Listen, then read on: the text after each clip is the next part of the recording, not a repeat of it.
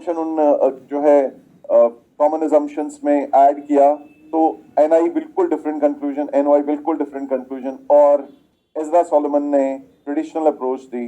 Late us सी quickly कि क्या कहा था NI अप्रोच ने, फिर NY अप्रोच ने, और फिर ट्रेडिशनल अप्रोच में. नाउ ये जो सीन है, ये जो वीडियो है, ये आउटडोर जो है ली गई है. तो वहाँ एयर बहुत ज़्यादा थी, हवा बहुत ज़्यादा थी. तो आई रियली होप कि आप लोगों को अच्छे से सुनाई में दे, क्योंकि हवा जो है वो उसमें माइक में घड़ घड़ घड़ घड़ घड़ कर रही है. But I really wish and hope कि आप लोगों को अच्छे से समझ में आए ये चीज़ जो यहाँ पर बोली जा रही है. तीनों ट्रिपलेट ब्रदर्स क्या कहना चाह रहे हैं. Let us see, here we गो.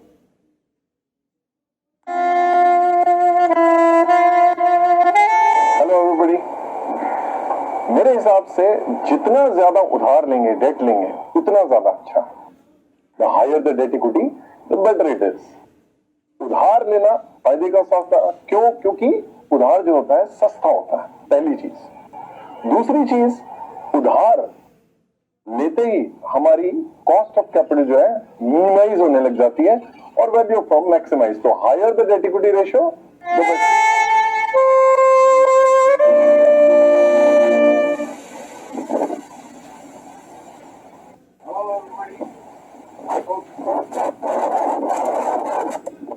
उधार लो या ना लो कोई फर्क नहीं. उधार लोगे तो क्या होगा? आप लोगे रिस्क बढ़ेगा, रिस्क बढ़ेगा, एक्सपेक्टेशन बढ़ेगी, और बढ़ेगी. जहाँ ओवरऑल कॉस्ट ऑफ कैपिटल है वहीं का वहीं रहे. तो इसलिए मेरा तो ये कहना है कैपिटल स्ट्रक्चर और ऑप्टिमल कैपिटल स्ट्रक्चर. सारे कैपिटल स्ट्रक्चर बढ़िया है मेरे हिसाब से. डेट लो ना लो, कम लो ज्यादा लो, सब बड़ा.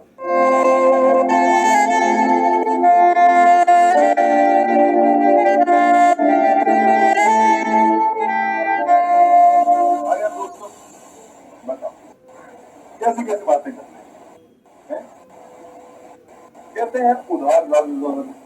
अरे ज्यादा लो, ये फायदे का सौदा नहीं है. उधार ज्यादा लेने में रिस्क बढ़ेगा. अरे रिस्क बढ़ेगा और जस्ट मिर्ची की तरह थोड़ी मिर्ची, ज्यादा मिर्ची नहीं, अगले दिन भी बचना है. और ये देखो कहते हैं लो या ना लो को फर्क ही नहीं पड़ेगा. कैसी बातें करते हैं. और लो या ना लो को फर्क नहीं पड़ेगा, बहुत ज्यादा होना. मैं ये कहता हूँ थोड़ा सा उधार अच्छा, ज्यादा उधार ज्यादा मिर्ची अच्छी बात नहीं है. तो ऑप्टिमल डेट इक्विटी वो है जहां कि हमारा ओवरऑल कॉस्ट ऑफ कैपिटल वही वैल्यू ऑफ मैक्सिमम. सो लाओ, तो यू सॉ, ऑब्वियस ही बात है, थोड़ा आउटडोर था तो हवा के कारण ऑब्वियसली वॉइस में थोड़ा झोल जाता था. बट अल्टीमेटली ये इसमें कहना क्या चाह रहे हैं, वो यही चीज़ कहना चाह रहे हैं. वन बाय वन मैं आप लोगों को बता देता हूँ. नंबर वन जो है, जो पहले निकले थे भाई, वो NI अप्रोच को एडवोकेट कर रहे थे.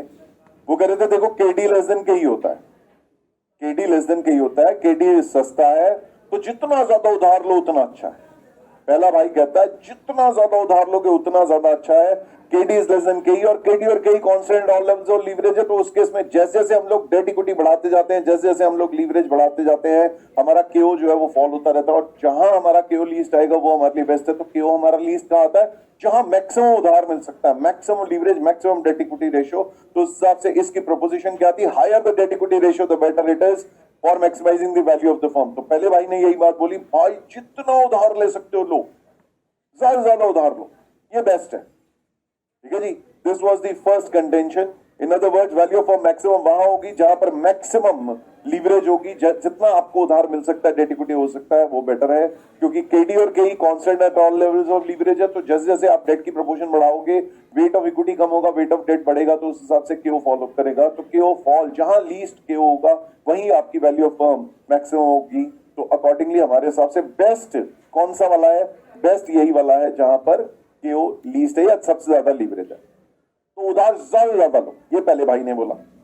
ये फिर दूसरे भाई जो खिड़की से निकले उन्होंने क्या बोला? उन्होंने कहा यार क्या बात कर रहे हैं यार, उधार लोगे तो उस केस में क्या होगा? एक्सपेक्टेशन ऑफ इक्विटी शेयरहोल्डर बढ़ेगी। आप ये नहीं कह सकते कि केई कांस्टेंट रहेगा। यहां असम्पशन क्या था? केडी एंड केओ remain constant on levels of leverage.